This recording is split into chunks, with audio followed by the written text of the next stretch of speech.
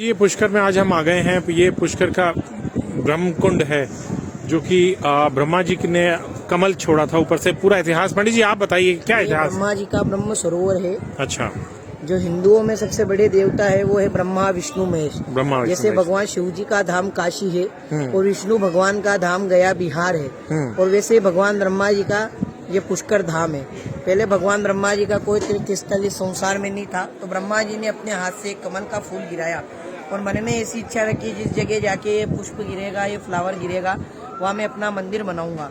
ब्रह्मा जी अपने हाथ से उस फूल को गिराते हैं। वो फूल पूरे ब्रह्मांड के साथ चक्कर करते हुए जो आपको लेक के बीच में टेम्पल जैसा दिख रहा है उस जगह आके गिरता है। जो फूल होता है फ्लावर, उसको अपन संस्कृत में कहते हैं पुष्प, और जो अपना हैंड होता है हाथ, उसको संस्कृत भाषा में हाथ को कहा जाता है कर।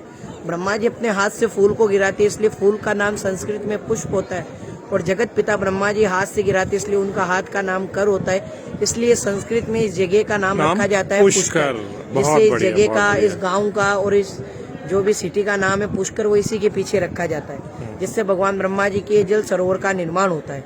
इसका शुद्धिकरण करने के लिए, पवित्रकरण करने के लिए भगवान ब्रह्मा जी 5 दिन का हवन का मुहूर्त निकालते हैं।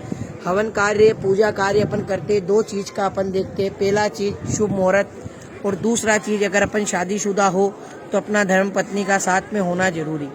ब्रह्मा जी की 2 पत्नी है, सावित्री माता और गायत्री माता। पहली पत्नी है सावित्री माता, जिनको कलकत्ता के अंदर काली के नाम से जानते, मुंबई के अंदर मुंबा देवी के नाम से जानते, साउथ के अंदर सरस्वती नाम से जानते, और राजस्थान में सावित्री नाम से जानते। जिसके घर पे माताएं बहनें व्रत करती है, सुहाग का व्रत सावित्री का। ये ब्रह्मा जी की पहली पत्नी सावित्री माता।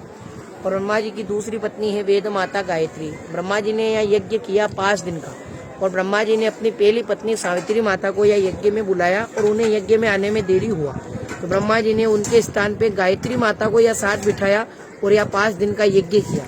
इससे उनकी पहली पत्नी सावित्री माता ने क्रोधित होकर ब्रह्मा जी को 2 श्राप नहीं, तो शादी उसी समय करी गई। मतलब मुहूर्त से पहले, मतलब वो हवन से पहले करी गई। हवन से पहले, हवन से पहले फौरन उन्होंने दूसरी शादी कर दी कि भाई सावित्री जी नहीं आ पा रही हैं, तो इसलिए उन्होंने गायत्री जी से शादी करके गायत्री जी जो थी वो गुजर की कन्या थी। अच्छा। और ब्रह्मा जी जो थे टाइम के बड़े पंक्चुअल थे, तो वो आए नहीं टाइम पे, तो उन्होंने बोला कि फौरन बीवी का इंतजाम करा जाए। अरे अरे, इसलिए ब्रह्मा जी ने दूसरी पत्नी बना के गायत्री माता को या साथ बिठा के यज्ञ किया, तो सावित्री माता ने क्रोध में आके उनको श्राप दिया कि हे जगत पिता ब्रह्मा, आपने घर गृहस्थी बनाया, घर परिवार फैमिली बनाया, और आपने मेरा गृहस्थी जीवन परिवार बर्बाद कर दिया। मेरे होते हुए आपने मेरे स्थान पे दूसरी स्त्री को साथ बिठा के यज्ञ किया, हवन किया, इसलिए मैं आपको श्राप देती हूँ। आपका ना कोई घर गृहस्थी फैमिली वाला मंदिर मूर्ति घर गृहस्थी में रखेगा, और ना कोई घर गृहस्थी फैमिली वाला आपका मंदिर मूर्ति का पूजा अर्चना करेगा। इसलिए पुष्कर के अलावा ना ब्रह्मा जी का कोई मंदिर मूर्ति है, और ना कोई घर गृहस्थी फैमिली वाला ब्रह्मा जी का मंदिर मूर्ति अपने घर में रखता है, और ना कोई घर गृहस्थी फैमिली वाला ब्रह्मा जी का पूजा अर्चना करता है। यही एक कारण है। इसी के कारण, और जो ब्रह्मा जी का पूजा अर्चना होता है वो संसार में केवल एक ही जगह होता है, वो ब्रह्मा जी के मंदिर का नहीं, इसी जल सरोवर का होता है, क्योंकि ये जल सरोवर ब्रह्मा जी ने स्वयं के हाथ से बनाया। कहते हैं गंगा जाए गोमती जाए, सब तीर्थ करियाए, एक धाम पुष्कर नहीं आए, नर मुक्ति ना पाए। जो गंगा जी है हरिद्वार में, वो समस्त तीर्थों की माँ है, और जो प्रयागराज है इलाहाबाद में, वो समस्त तीर्थों के राजा हैं, और पुष्कर जी समस्त तीर्थों के गुरु हैं। कहते धर्मस्य धर्म रूपेण ब्रह्म रूपेण पुष्कर।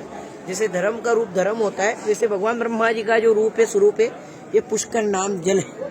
ये एक हिस्ट्री है, जानकारी में तो बोली पुष्कराज महाराज की जय हो। जय हो शिवम महाराज जी, पुष्कराज महाराज की जय हो। धन्यवाद पंडित जी, आपने इतना अच्छा वर्णन हमें आज बता दिया। दरअसल पहले भी आ चुके हैं, ये सब पता था, लेकिन क्या होता है कि ज्ञान रुक नहीं पाता है, बह जाता है दोबारा से, स्मृति से निकल जाता है, हाँ, याददाश्त से धूमिल हो जाता है। तो आज हमने सोचा, हाँ वो तो बात बिल्कुल सही है, ज्ञान जितना मिल जाए उतना कम है, तो आज हमने सोचा कि ये रिकॉर्ड कर लेते हैं, ताकि हमेशा के लिए एक वो रह जाएगा, हमारे साथ रह जाएगा, ताकि ये क्या स्थिति थी, क्या हुआ था, कैसे हुआ था, ये इतना बड़ा हमारे धर्म का इतिहास का जो वर्णन है वो हमें अच्छे से पता रहेगा। चलिए बढ़िया, जय हो पुष्कर महाराज जी की जय हो।